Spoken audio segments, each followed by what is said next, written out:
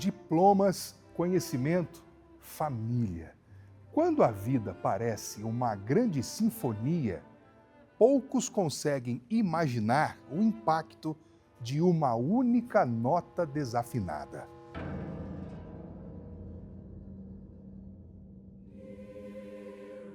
Eu nasci, fui criado no lar evangélico. Eu sou de família, de pastores, de missionários.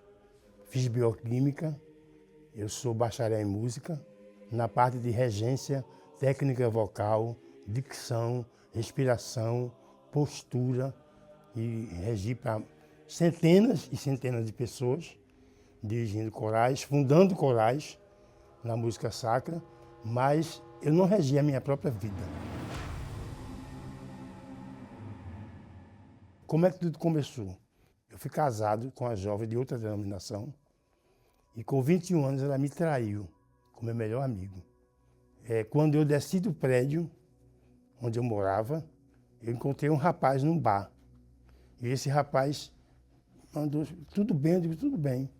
Está aperreado? Eu disse, estou, que eu estava aperreado. Ele, sente aí. E ele, quer beber? Eu disse, não, nunca bebe não.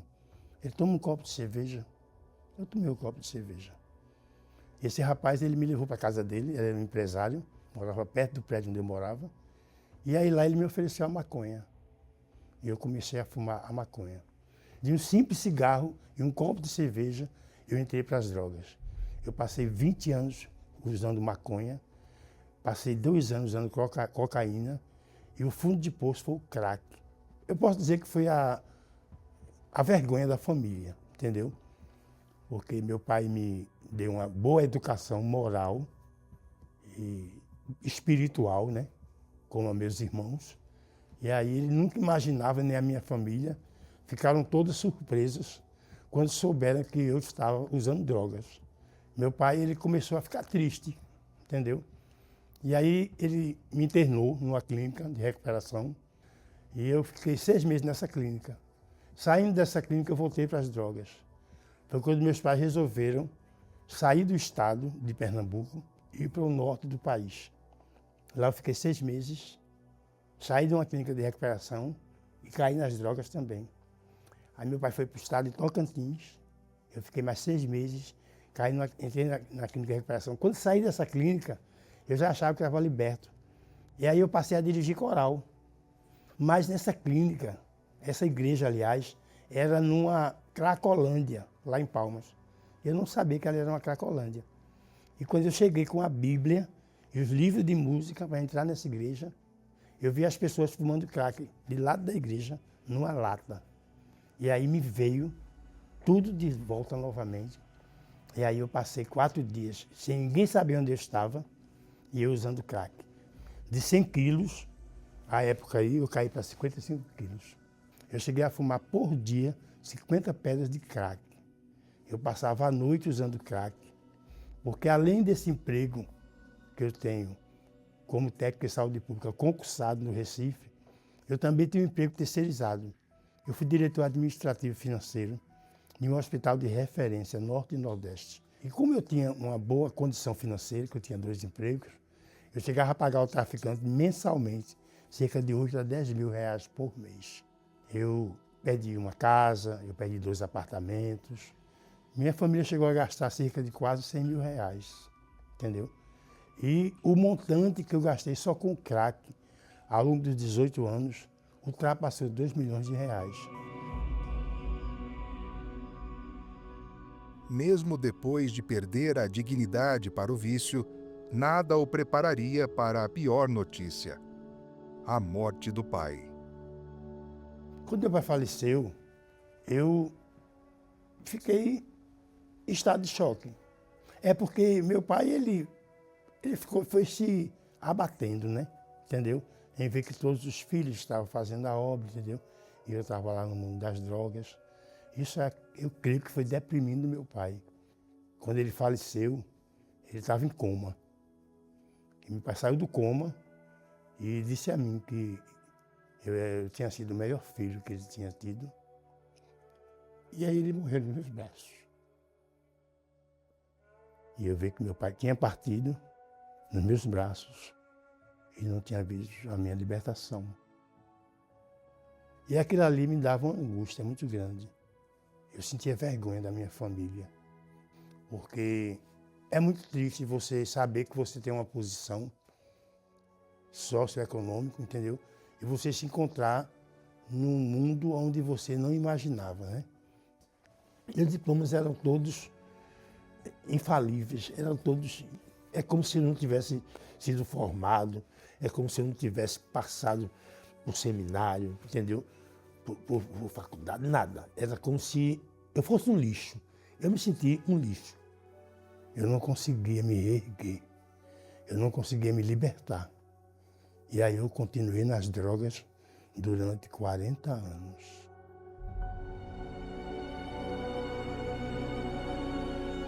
Eu sabia que não era aquilo que Deus queria para a minha vida. Houve um momento que eu falei com Deus, e eu disse assim, meu Deus, o Senhor é misericordioso, o Senhor é compassivo, bondoso, amoroso. O Senhor me ajude, me tire dessa situação. Eu não aguento mais, eu estou sofrendo muito. Eu falava com Deus, mas eu não ouvia a voz de Deus. Mas eu orava a Deus e eu dizia, me tire dessa situação. Ele clamava por ajuda, mas parecia não ouvir resposta. Até que Deus atravessou o fundo do poço e alcançou a alma de Dário. Aí foi quando tudo começou a mudar. Eu assisti um programa chamado Fala Que Eu Te Escuto. Quando eu vi, entrou outro programa.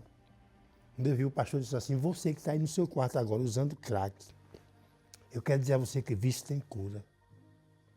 Eu não sei onde lhe encontrar, mas você sabe onde me encontrar. Aí disse o endereço da igreja. Aí eu olhei assim, eu disse, oxe, um boizinho dizendo a mim que vício tem cura. Eu, como profissional de saúde, sabendo que o vício é uma doença incurável, progressiva e fatal, isso é história. Mas eu passei a crer quando eu ouvi o Bispo Macedo dizer, o vício é um espírito. O vício é um espírito, qualquer que seja o vício. Aí me despertou o desejo de me libertar. O traficante nunca levou a droga na minha casa. De manhã, ele só levava à noite. Mas de manhã ele levou 10 pedras de crack e uma carteira de cigarro. E eu fumei as 10 pedras de crack, a carteira de cigarro, e fui para a Igreja Universal, fedendo a crack e a cigarro. E o que mais me impactou, quando eu cheguei na Igreja Universal, foi a forma como eu fui recebido. Eu fui abraçado. E aí, quando eu cheguei lá para o pastor pensava que eu ia contar, que eu ia lá pedir para um neto, para um filho. Eu disse ao pastor, eu sou um cracudo. Qual o seu nome? Dário. O senhor que trouxe esse cachimbo aqui. Fui eu mesmo quem fiz. Quanto tempo escravo do crack? 18 anos. Qual foi a última vez que o senhor usou? Hoje pela manhã. Se eu colocar uma pedra aqui, mesmo você sofrendo, você fuma. Fumo. Senhor Dário, se o senhor não sair daqui com nojo do crack e do cigarro, eu vou parar de fazer o tratamento, nós vamos lá fora comprar uma pedra e vamos fumar nós dois. O senhor aceita o desafio? Aceito. Está chorando por quê? Porque eu estou entregando minha vida ao Senhor Jesus. Amém. Foi assim que eu cheguei na Igreja Universal, há 3 anos atrás. E era uma época de fogueira santa. E nesse mesmo dia, eu subi no altar. E no altar eu deixei o cachimbo e eu peguei o papel da fogueira santa. E aí, nesse mesmo dia, eu fui batizado nas águas. E eu tomei uma primeira Santa Ceia, que há 40 anos eu não tomava. Mas eu chegando na minha casa, o traficante estava me esperando.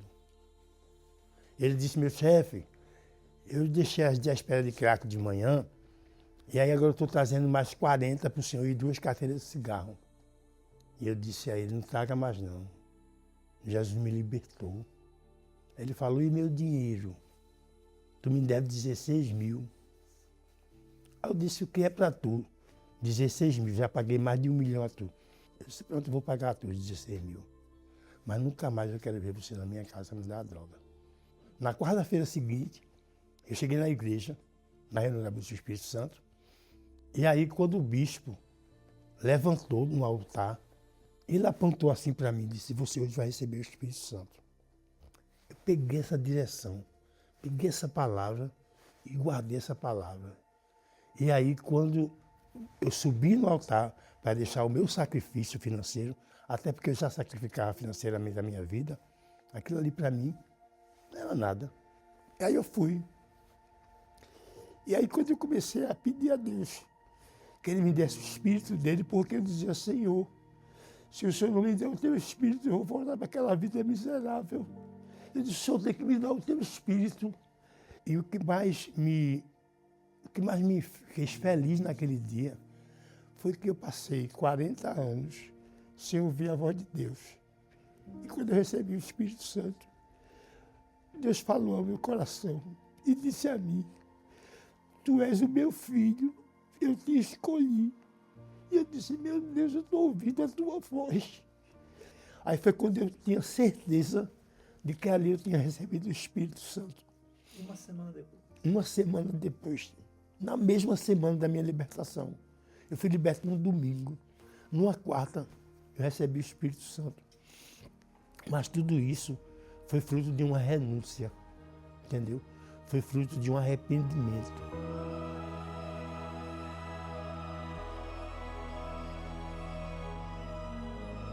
Foi com 15 dias eu comecei a ter sede de evangelizar. E o pastor me levou, no primeiro teste, ele me levou numa Cracolândia. Mas ali eu não tinha mais desejo, nem vontade, nem fissura. Porque o Espírito Santo realmente tinha entrado dentro de mim. A prova que eu estou limpo e que eu estou liberto, entendeu? É que eu estou aqui, ó. Eu cheguei na igreja com 60 quilos, estou com 105 quilos, entendeu? Então hoje, eu como regente, né, como bacharel em música, o meu tributo a Deus é isso. A Deus demos glórias, a Deus demos glórias, a Deus demos glórias, que por nós tanto fez. Foi na cruz que salvou-me, seu poder transformou-me. A Deus demos glórias, que por nós tanto fez.